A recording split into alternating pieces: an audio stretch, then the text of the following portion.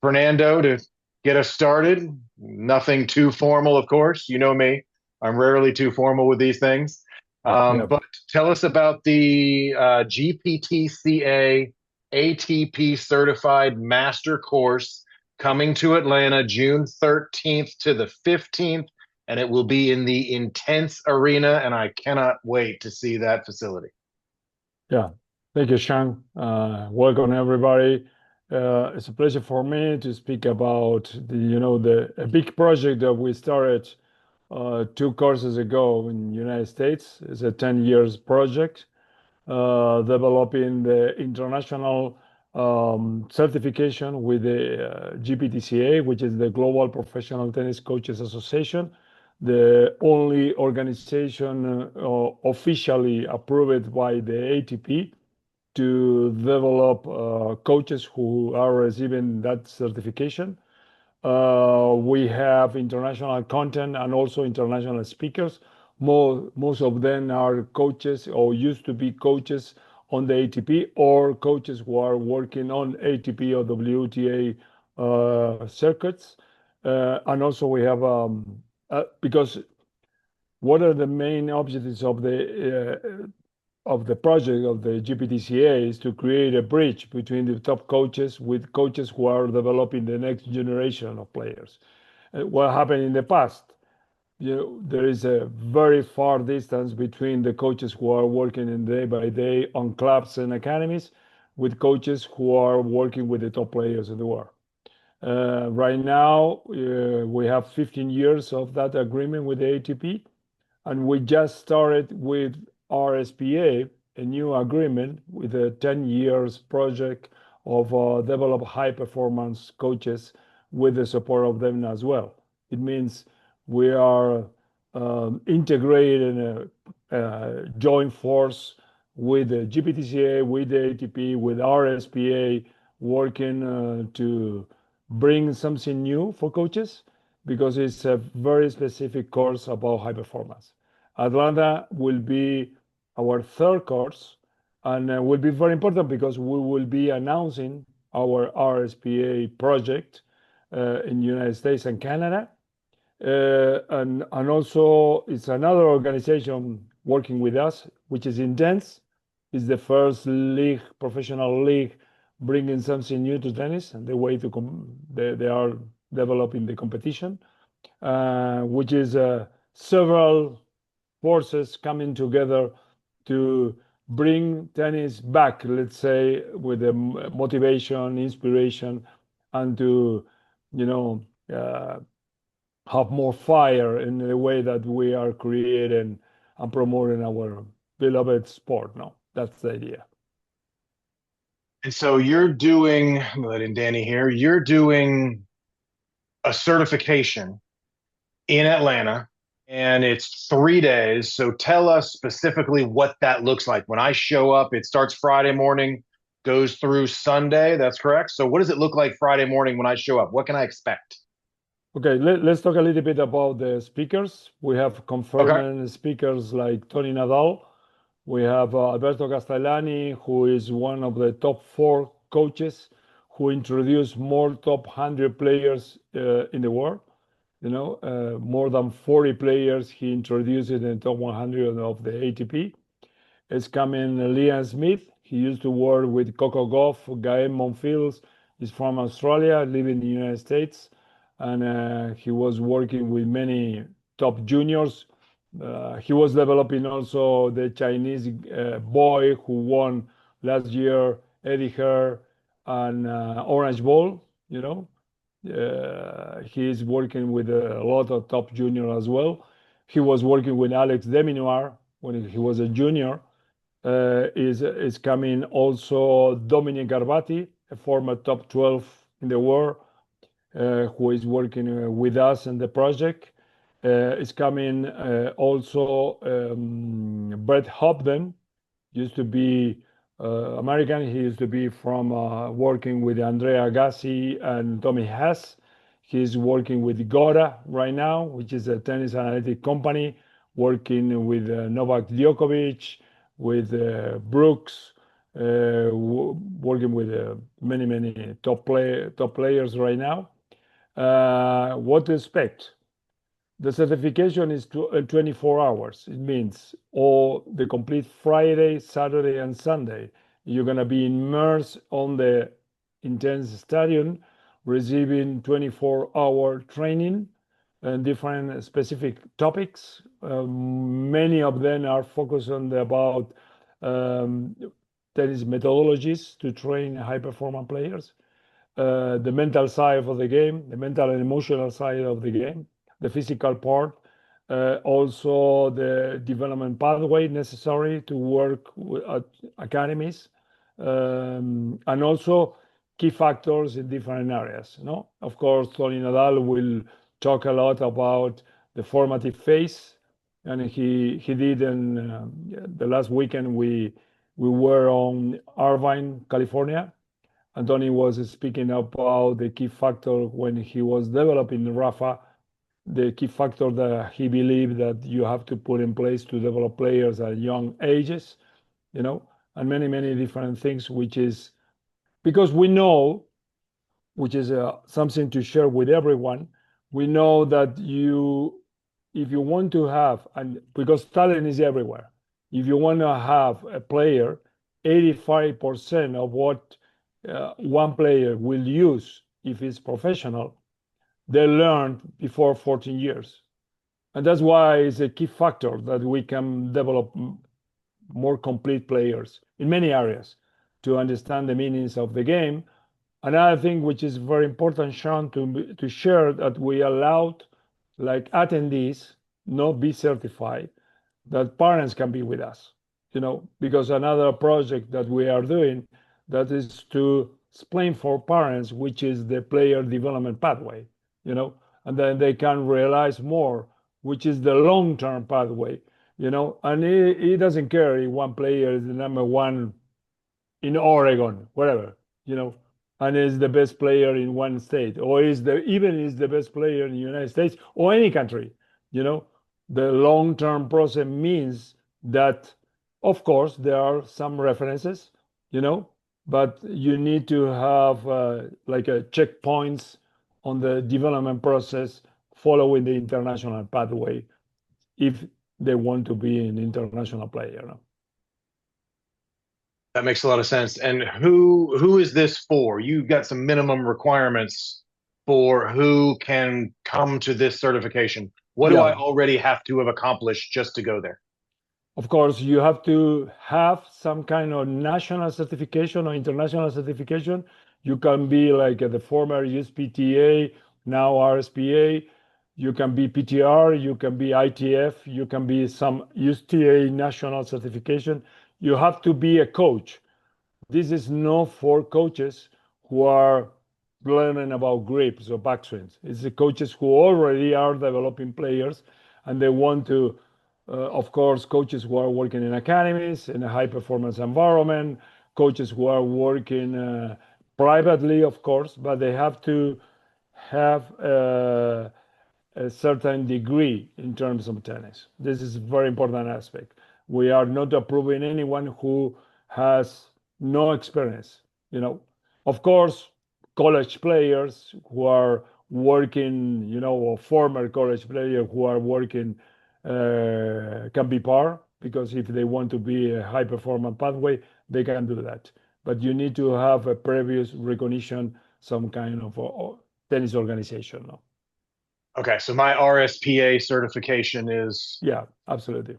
okay. RSPA, ITF, anyone. If you can have the Emilio Sanchez, I think is something, another name, but anyway, Emilio Sanchez certification. It's like for us, it has to be clear that we're gonna know talking about grips, backswing, how you teach methodology for adults or for kids.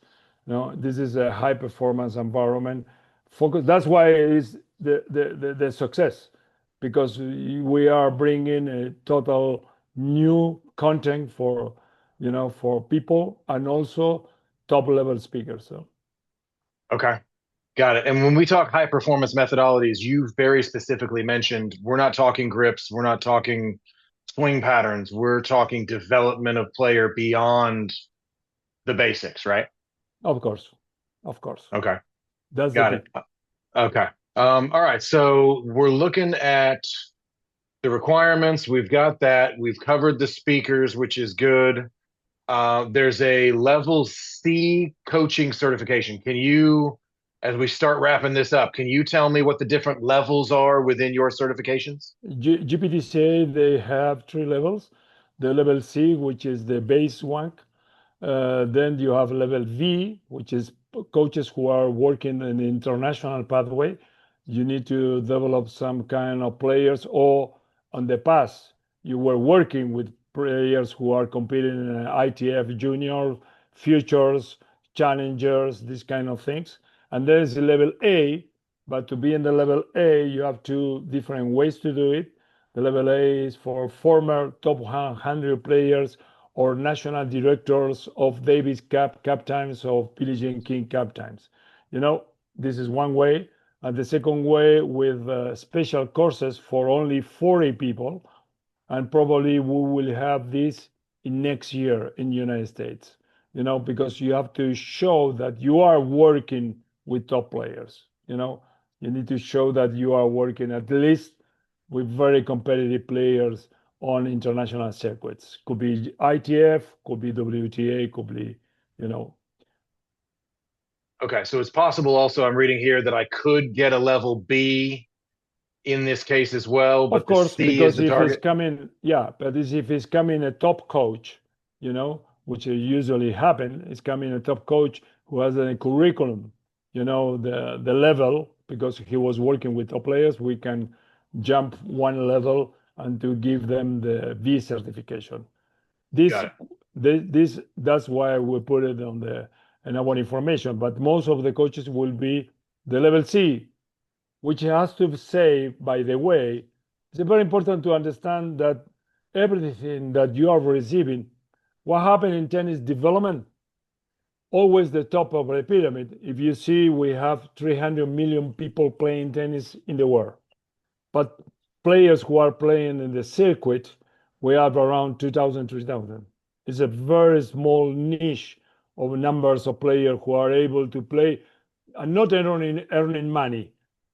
Really professional is 300, but let's say people who are trying to compete and to be professional is around 3,000 of 300 million. It means, from my point of view, always talking about methodology for academies, the high performance is dictating the kind of methodology you need to apply in the grassroots level. That's why it's very important that coaches can be part of this, because you are, let's say, teaching, and this is not about how much coaches should know about tennis, the level that they have. It's how much the players are learning. That's the key. That's why it's very important, and you can share this information. Everything is about what we're going to happen before 14 years. Of course, after 14 years, you have some choices, you know. But if it's very important that everyone can understand that the building segment of the player, if they want to be professional, is occurring before 14 years. 85% of the player. That's why sometimes we are rushing a little, to have a national points, or to have a certain level, when you need to develop a lot of skills and resources and weapons in your game to be possible a potential player for the future. I'm not talking about only international, because you have a wonderful circuit, which is the college tennis, you know. But if you see, college tennis in the United States is a sport which more people from other countries in the world, you know, more than 70% of the college players are coming from foreign countries. It means, in some way, there are many opportunities for coaches to develop your own players, and that's why I think one of the key aspects is the methodology, the music. Another thing which is very important, Sean, is a very common mistake, no in the United States, no in any country, that you have an academy. You have 10, 14, 18 coaches. Everyone is teaching their own methodology. And it's an academy is like a orchestra. You need to put the music, but the music is the same. If we're gonna play Mozart, every coach can play different instrument, but the music is Mozart. One common mistake: it's one guy playing rock, other guy playing salsa, another guy playing classical. You know, and that is a common mistake that we are doing. No, and this is something that is happening everywhere. And another thing is to mention that we're gonna share with coaches there. We used to be, if we ask everyone in every part of the country or even in other countries, because this is a common mistake, 95, 99% of the coaches working, we used to say that tennis is a very mental game. Everybody is saying that. But many times, even academies are putting the organization behind that, because you develop a player. To develop one stroke, you need 10,000 brain stimulus, at least. It means every time that you are hitting a ball, you are doing one brain stimulus. You need at least 10,000 for each stroke. And if you multiply for the numbers of forehand that you have, that's why tennis is a long-term sport. You don't have one forehand. You have 54 different forehands on tennis.